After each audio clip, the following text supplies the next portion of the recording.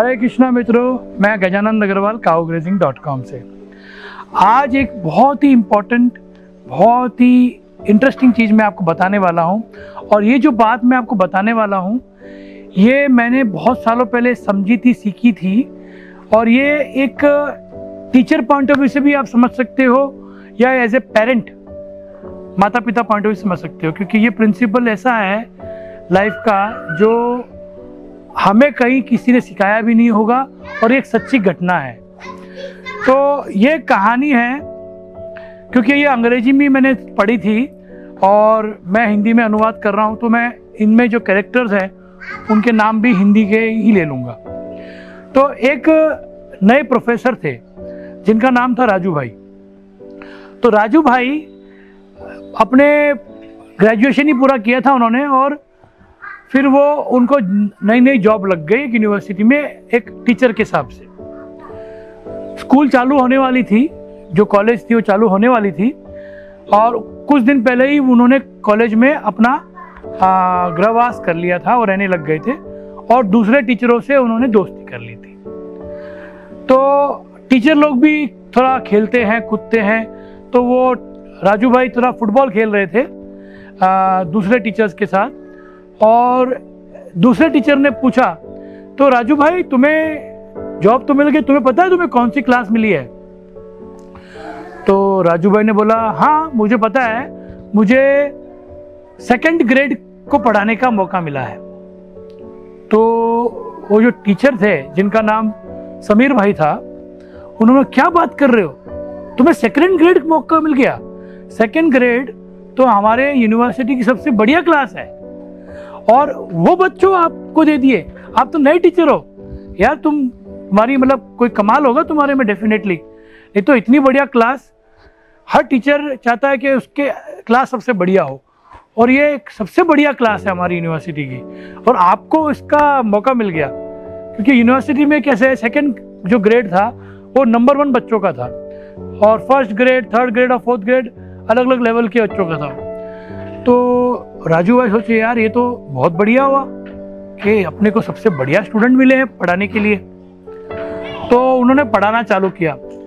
उन्होंने देखा जब वो पढ़ा रहे हैं तो स्टूडेंट भी उस हिसाब से जवाब दे रहे हैं, वो पढ़ा रहे हैं, वो बता रहे हैं, और स्टूडेंट भी वही उसी एंथुसियाज्म से जवाब दे रहे हैं। फिर उनको दूसरी क्लास में भी पढ़ाने का मौका मिला, पहली ग्रेड और तीसरी ग्रेड में भी। तो वहाँ पे देख रहे हैं कि जैसे पढ़ा रहे हैं, जिस तरह से रिस्पांस आ रहा है, सामने से उतना अच्छा रिस्पांस नहीं आ रहा है, और उनको रियलाइज हो गया 2-3 महीने में कि यार बात तो बराबर है, सेकंड ग्रेड के बच्चे ये सब टॉप क्लास के बच्चे हैं। फिर कोई कारणवश एक दिन वो प्रिंसिपल के ऑफिस में गए, और प्रिंसिपल से बात करते करते उन्होंने ये बात छेड़ दी कि प्रिंसिपल साहब, आपने मुझे ये सेकंड ग्रेड क्यों दे दिया, इतना बढ़िया क्लास क्यों दे दिया? तो प्रिंसिपल साहब ने, हाँ मैंने दिया, वो उसमें क्या आपत्ति है? तो इतनी बढ़िया क्लास है, मैं तो 3 महीने से पढ़ा रहा हूँ, उनके ग्रेड भी अच्छे आ रहे हैं, जैसे बताता हूँ वैसे वो लोग वैसे ही लेते हैं, कम बताने में ज़्यादा समझ जाते हैं, मतलब मैं तो एंथुसियाज्म का कोई वो है नहीं। तो प्रिंसिपल साहब ने कहा, देखिए पिछले साल हमने सेकंड ग्रेड जो थी उसमें अच्छे टॉप क्लास बच्चे रखते थे, और बाकी में अलग लेवल के रखते थे, पर उस सिस्टम से जो कम अकल वाले बच्चे थे वो और कम अकल वाले हो रहे थे, और जो ज़्यादा अकल वाले बच्चे वो ज़्यादा अकल वाले हो रहे थे। इससे क्या हो रहा था कि जैसे गरीबी में गरीबी बढ़ती और अमीरों में अमीरी बढ़ती, वैसी बात थी कि अकलमंद स्टूडेंट्स का जुट बनने से जो दूसरे स्टूडेंट्स हैं उनको कोई इंस्पिरेशन वाला दोस्त नहीं मिलता। तो इसलिए हमने तुम्हारे साल में, जब आपने ये स्कूल कॉलेज यूनिवर्सिटी ज्वाइन किया, तो सिस्टम चेंज कर दिया था, और इसके बारे में बहुत कम लोगों को मालूम था। तो हमने सब स्टूडेंट को इक्वली भी डिवाइड कर दिया, हर क्लास में अच्छे बच्चे हैं, हर क्लास में नॉर्मल बच्चे भी हैं। ऐसा कोई क्लास नहीं है जिसमें, ऐसा कोई ग्रेड नहीं है जिसमें खाली अच्छे अच्छे बच्चे हैं। तब उनको अचंभा हुआ कि यार ये क्या हुआ, और फिर वो सोच में पड़ गए। ये कहानी सुनकर क्या आप भी सोच में पड़ गए? मैं आपसे पूछ रहा हूं। बहुत सोचने की बात है, बहुत गहराई की बात है। टीचर को लगता था कि उसके स्टूडेंट बहुत होशियार है, बहुत स्मार्ट है, इसलिए उसने अपना इंथुजियाज्म पूरा निकाल के उन्हें पढ़ाने की कोशिश की। जबकि स्टूडेंट नॉर्मल थे, फिर भी उनमें इफेक्ट आ गया। पर जब उन्हें मालूम था कि फर्स्ट और थर्ड ग्रेड के स्टूडेंट इतने अच्छे नहीं है, ऐसा उनको लगता था, तो उनका जो इंथुजियाज्म था अंदर से, वो भी इतना बढ़िया नहीं था। तो वही उनको मिला, उन स्टूडेंट से इतना अच्छा रिस्पांस नहीं मिला और ग्रेड्स भी अच्छे नहीं मिले। ये दुनिया का सबसे इंपॉर्टेंट लेसन आपको सीखने को मिल रहा है कि आप कोई भी जीव, कोई भी आदमी पे अपनी पूरी क्षमता देख के उसे सिखाइए। ये समझिए कि वो सबसे इंपॉर्टेंट आदमी है, सबसे बढ़िया आदमी है, और अपना भरोसा दीजिए उस पर और मेहनत कीजिए। और आप देखेंगे कि कम से कम रैंकिंग वाला बच्चा, कम से कम रैंकिंग वाला लेबर, कम से कम रैंकिंग वाला स्टूडेंट भी आपको अव्वल नंबर पे काम करके दिखाएगा। और ये मैंने अपनी लाइफ में देखा है।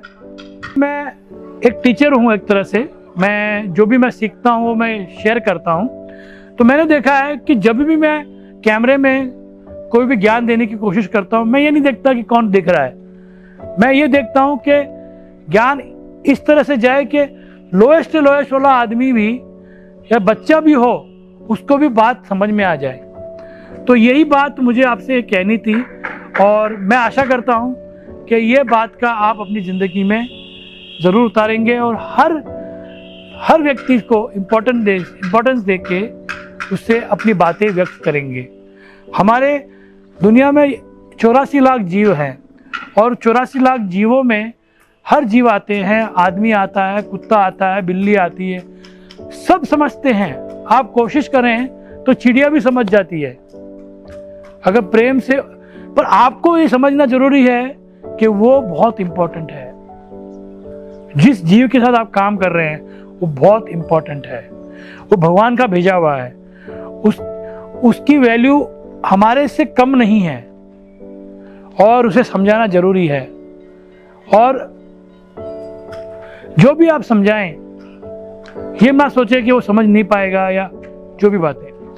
तो इसके साथ आज का मैं विराम देता हूं, और अगले एपिसोड में मैं कोशिश करूंगा और भी पेरेंटिंग लेसन्स आपके साथ शेयर करूं, और आपको अपने बच्चों को भी पढ़ाने में फ़ायदा हो। हमारे बच्चों को हमने इस तरह से पढ़ा रहे हैं हम कि जैसे अभी राइट नाउ मेरा बच्चा 6 साल का है, और मेरी वाइफ, क्योंकि उसे साइंटिस्ट होने के बावजूद वो आर्किटेक्चर में भी इन्वॉल्व थी, क्योंकि उनकी मम्मी आर्किटेक्ट है और गवर्नमेंट में मिनिस्ट्री टॉप लेवल पे है, तो बचपन से उसे आर्किटेक्चर का एक्सपोजर मिला था। तो मेरी वाइफ ने आर्किटेक्चर अपने बच्चे को सिखाना चालू किया, मेरे बच्चे को।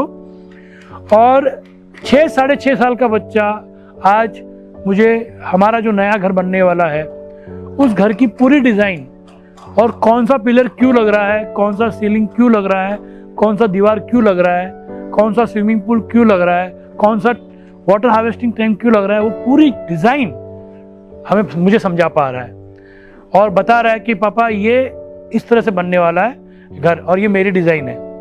क्योंकि हमने हमारे बच्चे का कभी कम नहीं समझा। हमारे बच्चे को हमने हर चीज़ वो सिखाई जो हमें आती है, और यही आप कर सकते हैं। तो यही मेरी आशा है कि अपने बच्चों को कम ना समझें, वो आपसे भी ज़्यादा होशियार निकलेंगे अगर आप अपना पूरा ज्ञान उन्हें देने की कोशिश करेंगे। हरे कृष्ण।